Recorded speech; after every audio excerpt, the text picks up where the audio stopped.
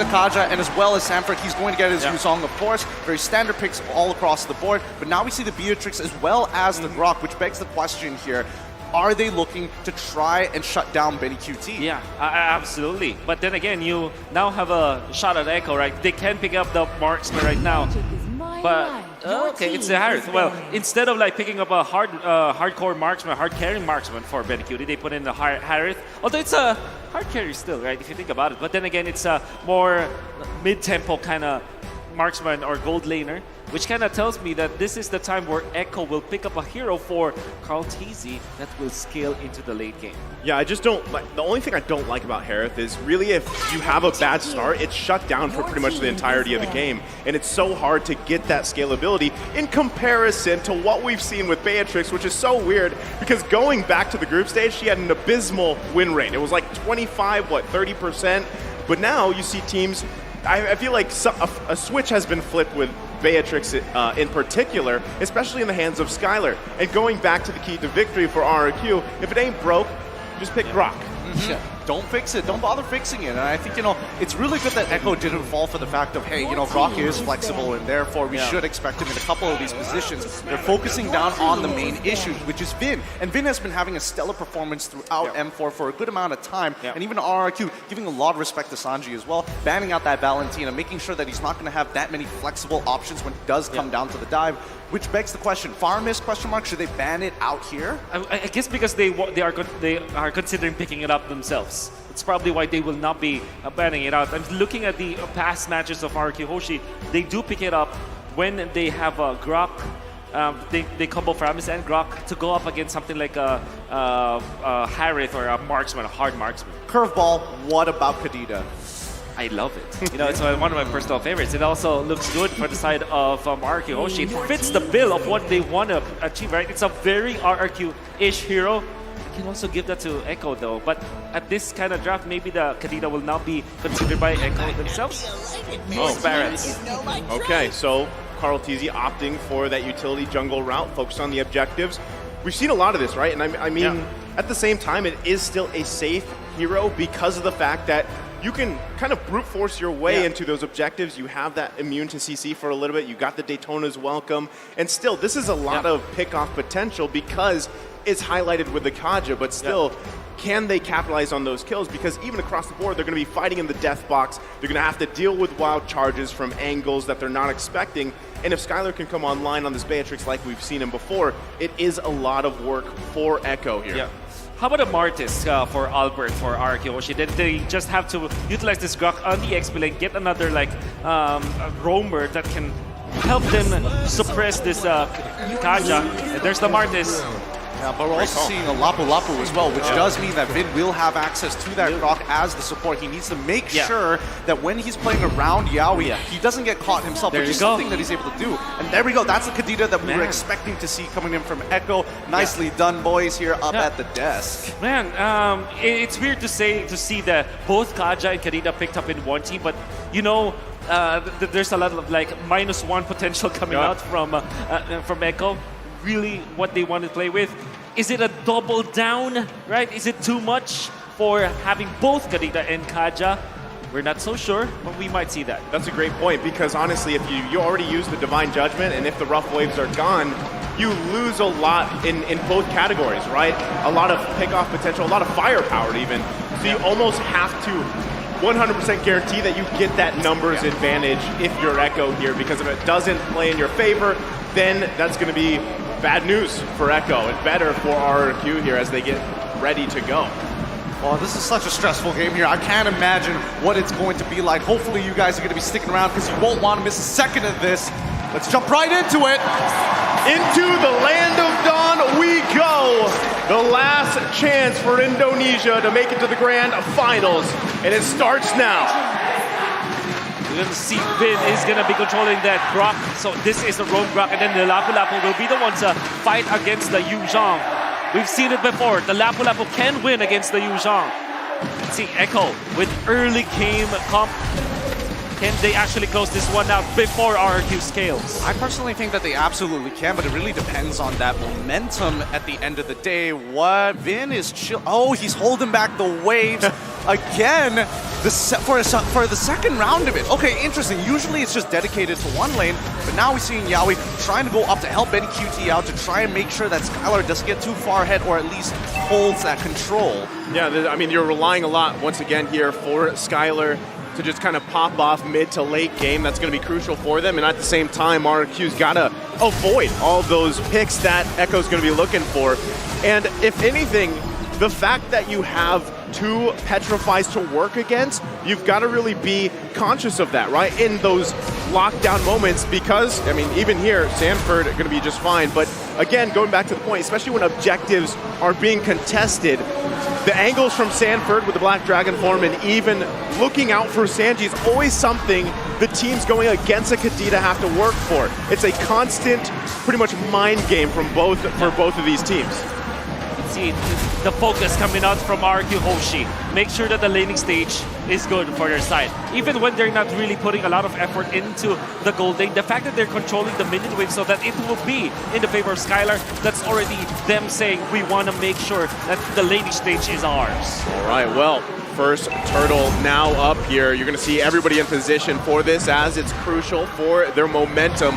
Carl-Tzy going to start it up. Yep, Black Dragon form already jumping into the back line. Is Carl-Tzy in trouble as R7's already done it, but he secures it, and Lapu Lapu ensures first blood. Albert now trying to get on out of the situation, and finally Yawi hits level 4. Divine Judgment has already been connected, and they have to back off. It's a 2-for-1 trade. A massive win coming out from Echo, despite them losing a Carl-Tzy. They got 2 kills afterwards, and then the turtle. They gave so much XP as well to Echo. That means that Echo will be in a very comfortable spot. We said the laning stage, the early game should be for Echo, and that's what they are now getting. Oh, Skylar now losing his flicker as well. Purple buff under threat by Yawi. He doesn't have his all, but Kadita on the opposite side of the map looking to make sure they hold and playing for EXP here. Oh, he just took it. That's the worst feeling in the world. Truly losing your purple buff this early on. Man. Yeah, tough situation there. I mean, you know, Yawi... Oh, Vin! Wild Charge already connected onto Benny QT. He's trying to get on out of there. Yawi unable to punish for the time, it being Albert is there. So now the rest of Echo is going to start backing off, but a majority of Echo's numbers on the bottom side of the map. We're seeing R7 actually committing to this fight, forcing out. Didn't see that Petrify. He's still good. Rank number 1, internal secure, but I would have, I want to say top lane, you saw Vin commit the Wild Charge. Want to go for Benecutie? They didn't even force the Purify onto Benecutie because they missed that Wild Charge. It wasn't able to knock the hand off. Oh, the combination was clean. Sanford sets it up. Sanji knocks it out of the park. And here comes Albert. Can he turn this around? Black Dragon form and get on out of there to ensure that the Decimate doesn't pick him off. You know you're happy when you're playing the Yuzhong and you can just do that, right? You play it a little bit dangerous, a little risky, and you just go ahead and pop the Dragon form and fly off on the map. Works great, but at the same time, you notice Yawi spending a lot of time here on the top side. The focus is Skylar. Vin's there to help him up, but right now, numbers advantage should be even out. Albert also getting wind of this, just in the area, just in case. Now Turtle's up here. You're gonna see both teams swing into position, and once again, does Echo secure this next objective? Well, let's find out here. Watchon comes through, but the Tones walk finds it. Yawi flickers forward, finds one, instantly taken out Beatrix straight away. Skylar can't do much about it, and Albert finds one, can he chain it into 2? Yes, he can. Benny QT with the Salmon Force gets on out there, doesn't want to be a part of that. Well, beautiful start for Echo. You saw that they were able to snag Skylar. That was one great ultimate coming up from Yawi, then Sanji with the damage. However, Albert finding the opening, he kind of conceded the turtle control for them to take more kills. That's the reason why they have taken some gold away from Echo, and despite them losing that turtle fight, it kind of felt like RRQ is starting to feel that they can equalize this game. RRQ knows that they have a disadvantage when it comes to those areas of objective takes, those neutral objectives, right? Especially because you can't expect to just get Carl-Tzy out of there. He's playing the Barretts for a reason. So if you can actually just stay alive, no one goes down, convert into kills, especially on, let's say, Skylar Albert, you're going to profit big time. Hold on. Oh, he doesn't land the ult.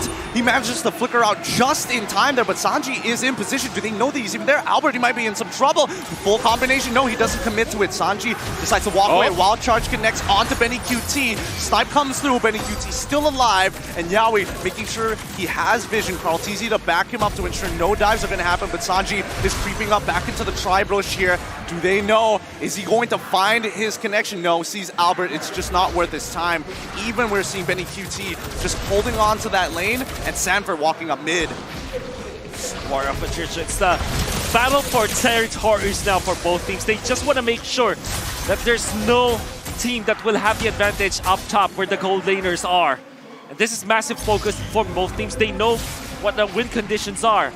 Whoever gets the better farm in the gold lane will have a better shot in the mid game.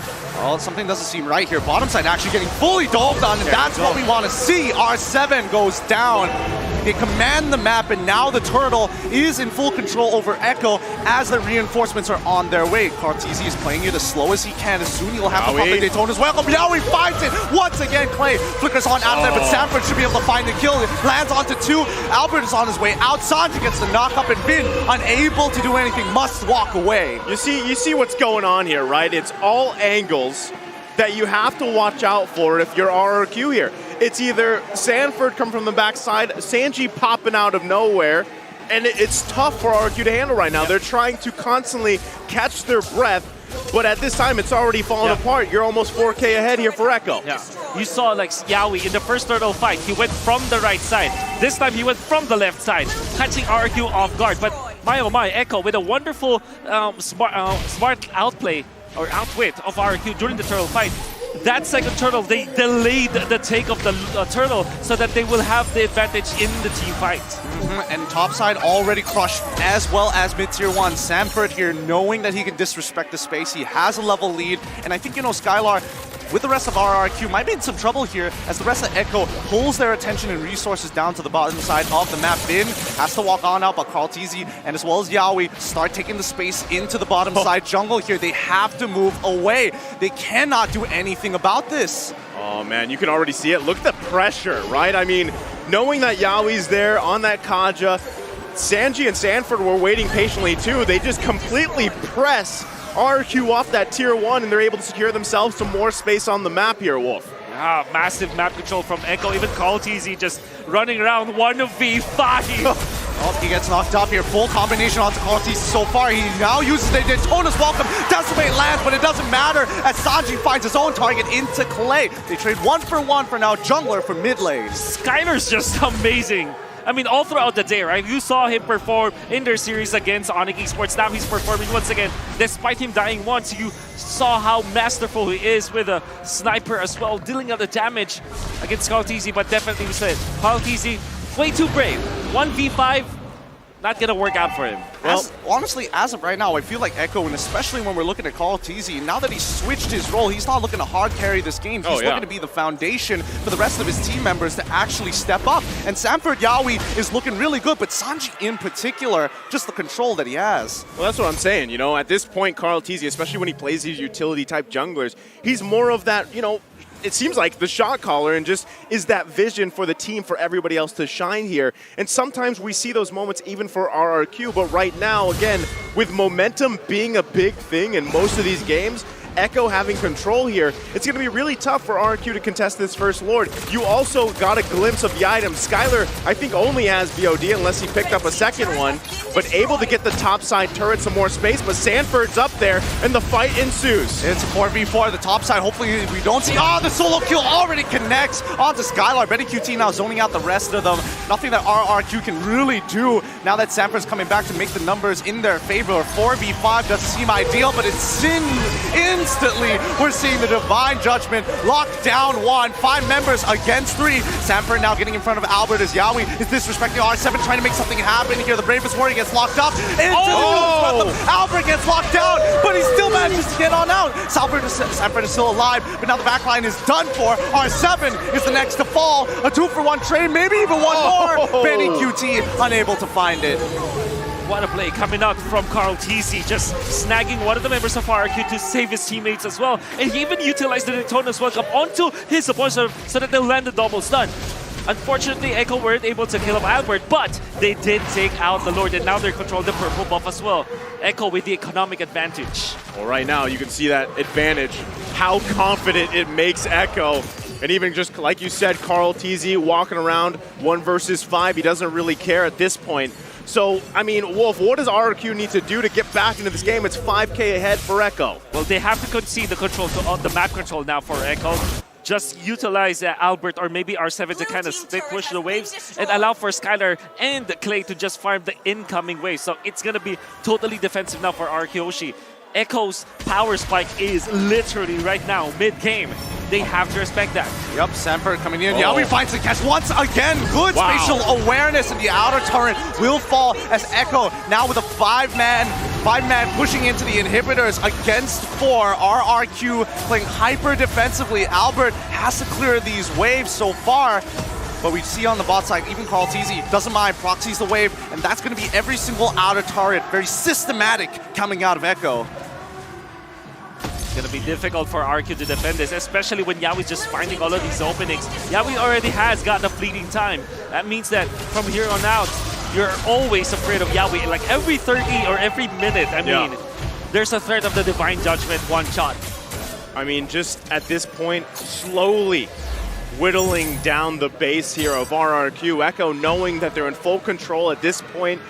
And this is, again, referring back to the series we saw with Blacklist International, this is what Echo does, right? When they have this lead, they don't let go. Oh, the wall charge connects, but Yawi was able to get his animation off in time, and now Sanford coming in with the Black Dragon form, looking to try and get a punish here. Echo find nothing, but with the 7K lead, RRQ do not want to get in that. My goodness, even just the plans of RQ, it's not even working at this point. This is because of the fact that Echo does have the map control, but you have to respect that for RQ. Wanna just farm. Echo though, they're doing the lane freeze so that they force out. They're like smoking out the members of RQ, get out of their base by freezing the minion waves.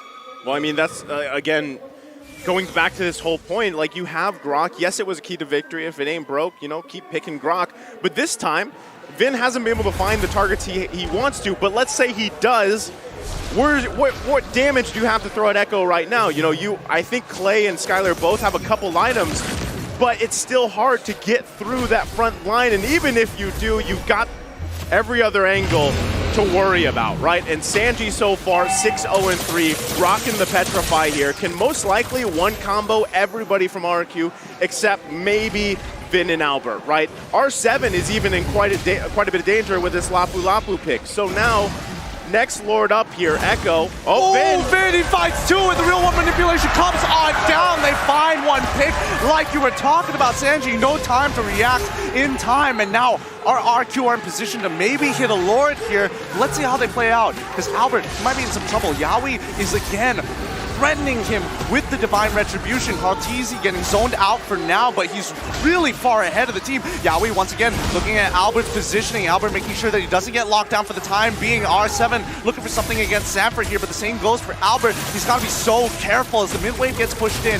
We see Skylar get locked down, but Yawi, the counter engagement. Sanford now looking to punish the backline instantly. They find Skylar, no flicker for him. Albert's trying to run Vin with a wild charge to make it out of there. And once again, the economic advantage from Echo still puts them ahead. I definitely agree with you, Gideon. It's just the items that allowed Echo to really just hammer through like a bantering ram against RRQ Hoshi, but also the dive potential. Even after they were able to take out Sanji, there's still Yawi, there's still Sanford. So many heroes that can go to the backlines, and Skylar only does have 1 dash and 1 flicker. It wasn't enough to keep himself alive during that skirmish. Echo now wins the economic battle. And that's what I'm saying, right? Even if you expend all those resources from RRQ to find one member of Echo, at this point in the game, it's not going to be enough. They have to figure out how to stall the game further, allow Skylar, allow Clay to get the items they need, and then those sets from Vin will result in 2 more. Winning those team fights, winning those even skirmishes, if they can get 2 down from Echo, 3 down maybe, is much better. But as this game progresses, it's 9K ahead for Echo, and it's showing here as the Lord marches the mid. This is going to be a guaranteed inhibitor, but topside is collapsing at the same time. R7 is trying to slow it down, but now the engagement happens, and immediately Sanford with the Black Dragon with the help from Salmon Force, the back line getting attacked by R7, but it really doesn't matter here as the Shroud Residue keeps Sanford alive. Immediately, we see Skylar fall once again, and that is going to be that. Wait, hold on, Yawi, they're trapped. They're locked in there. They can't seem to be getting out of here with the barrier already down. Yeah, Benny QT jumps into Salmon Force once again to finally turn this fight around. Little phasing through everybody, and R7 is just looking helplessly. R7 tries with the Bravest Warrior, but the rest of them are looking to end this game. Teasy is walking backwards with Sanji as well. Doesn't want to jump in. It's too threatening. As in Fine Judgment comes on through. Knockup connects. Rough Wave's not going to be committed. Daytona's welcome. Throws him against the turn stop, and that is going to be game number 1 for Echo. First blood drawn here by Echo. And again, a very strong fashion. We've seen it before in previous series. RRQ struggling to hold on in this game 1. Honestly, GG, well played to Echo. That was just a slow burner, but you could just feel the suffocation coming out from RRQ. You saw the moment they got control at the early stages, the moment they got the first blood, they continued to go on. They made sure that the XP lane was also being destroyed by the Sanji and Sanford combination, double petrified between the Yuzhong as well as the Kadida. They made sure that R7 will not have good amount of farm in the early stages, which kind of means that R7 will not have an influence in the mid game, which they kind of needed. Skylar needed the farm. They weren't able to give him because the XP lane in her was also shut down. You just saw, I mean, across the board, again, the boxes being checked here all around from Echo. And even though it looked like there was moments where RRQ could hold out a little bit longer,